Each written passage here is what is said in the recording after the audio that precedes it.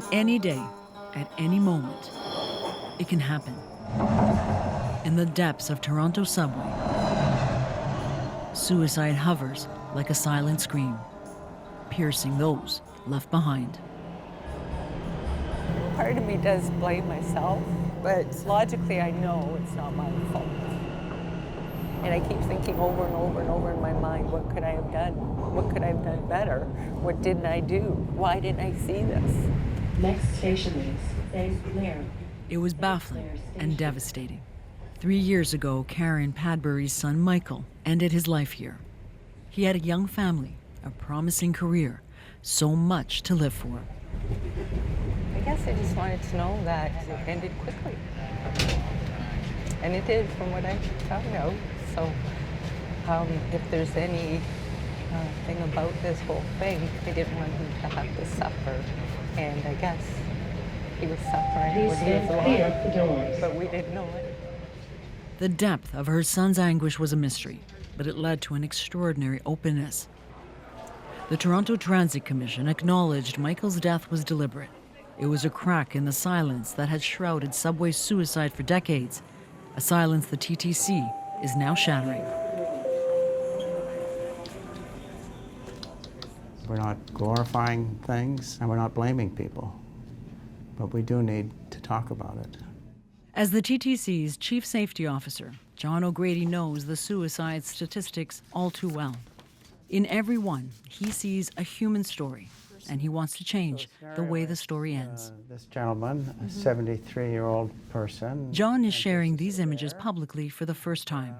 He's carrying a picture frame, and so he spends a lot of time staring at the picture frame. He's pretty morose. He gets up, walks to the edge, the train is incoming. He watches the train come in. The judgment made by the person who's evaluating this is that he was psyching himself up, trying to build up courage. My own view is it takes a lot of courage to take your own life, and it's not uncommon for people to take time to do it. The haunting video was captured by TTC cameras. Suicide attempts are compiled for training purposes. And so the other behavior that we're interested in here is that he's in the station for a while. And John says, reveal a devastating picture. It's not just numbers, it's people. So I don't know who he is, but he's obviously sad. He's probably sad about whoever's in that picture. You know, and all these other passengers waiting, they're going to witness this. They're all going to be traumatized. They're going to go home and talk about it and traumatize their family or their co-workers or their schoolmates or whoever they are. And it just ripples out and out. And a lot of people are affected who aren't even here.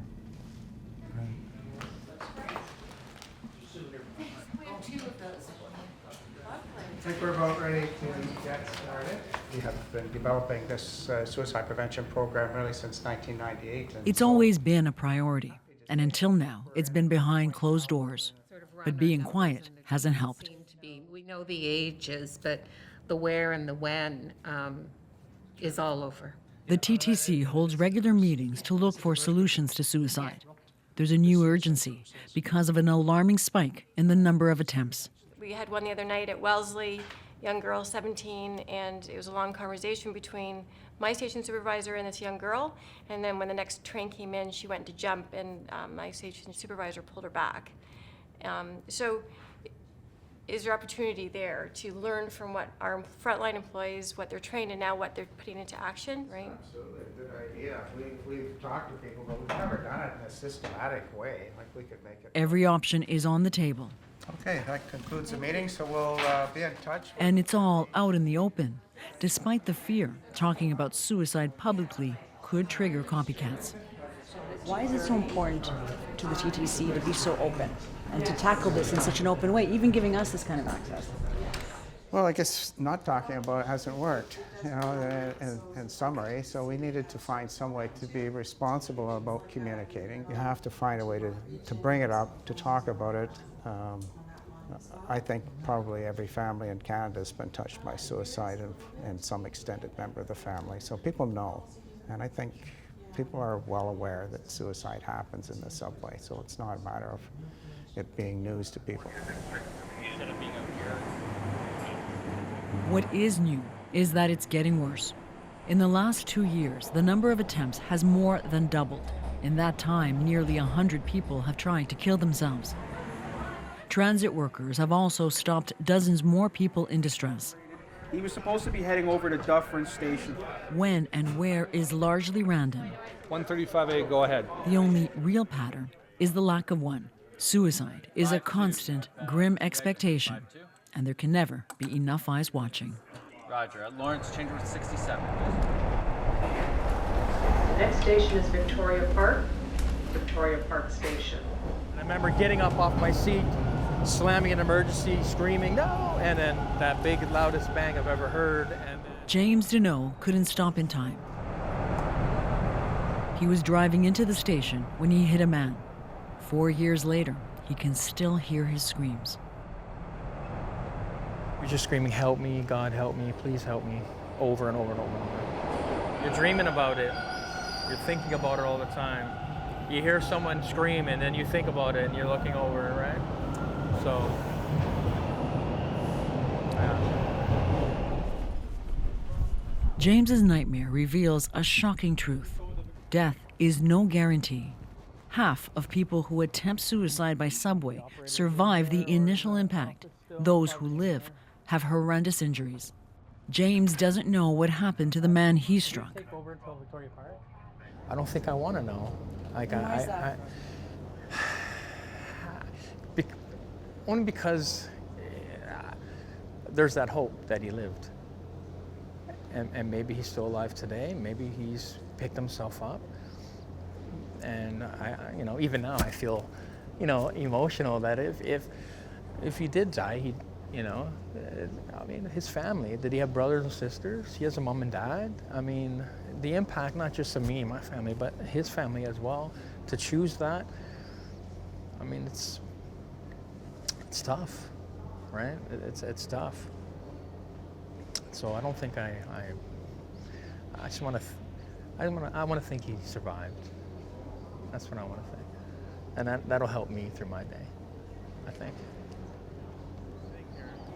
It took a while to get through a single day. James was on leave for 17 months. The cost associated to employees' mental health recovery is huge. Attention customers. One young university has minor delays due to a police investigation. The cost of service delays can be staggering too. A single incident can add up to millions of dollars of lost time. Is the work progressing satisfactorily? Yeah, it's been good. Those cold costs, the emotional toll, are driving a renewed push for a permanent solution. Yeah, I've seen that work really, really well in places like Singapore and China and Hong Kong. It's been talked about many times, and now the first concrete step in years. A team of experts is assessing what it would take to build platform edge doors, physical barriers that only open when trains are in the station. It would cost at least $1 billion to retrofit an aging subway system. The political will to fund it has to be there. And more than anything, the conviction, John says, to do the right thing. It's a moral imperative. So knowing that we have a solution to all this loss of life, how can we not go ahead and do it? If you know there's something you can do that's going to save one life, then you are duty-bound to do that thing. The doors would also mean a reprieve from being on guard all the time. On this day, John breaks away to watch over a man who seems vulnerable. I was acting in an unusual way, so I just wanted to make sure that he got on the train safely. Are you worried that he might do something, or? Yeah, just a little bit. Is it always on your mind when you're on the subway? Yeah, pretty much. If the funding for the doors comes through, it's still years away. So what now? The TTC is refreshing its crisis line posters, reminding people help is a call away. And there is a new plan to encourage commuters to approach someone who appears to be distressed. The research shows a simple hello could break a deadly impulse. I needed somebody to acknowledge. I needed to not feel alone in that moment. In that desperate moment 11 years ago, Paul Hadelman says he wanted to die. And then he locked eyes with a stranger on the subway platform. My body's trembling, I was a mess. Tears started coming down my face, and I just said, "Can you talk to me? Just talk to me." And he did. He said, "Okay, what's going on? Are you okay?" And I went, no.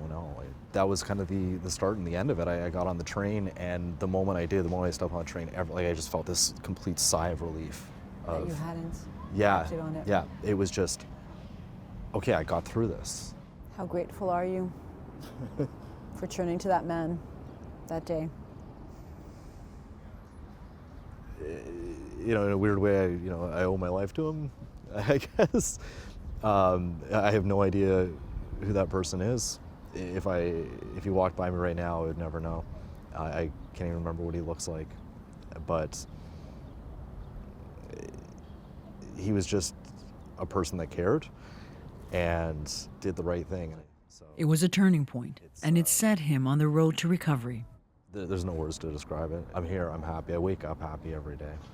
I never thought this would happen. Never. Karen can't help but wonder if small talk could have saved her son's life. I'll look out here and I want to see, okay, where was he in this whole platform area, and somebody was watching, and It was the middle of the day. There were so many people around. And I always think too, what if somebody there on the platform said to him, "Hey buddy, want to go for a smoke?" Or just, "Hey buddy." Arriving at Would that have Dundas got that Station. out of his mind? Doors will open on the right. She'll never know. But John says the suffering and the silence has to end. We need to mobilize public opinion. We need to shine a light on it and say, you wouldn't want this to happen to anybody in your family.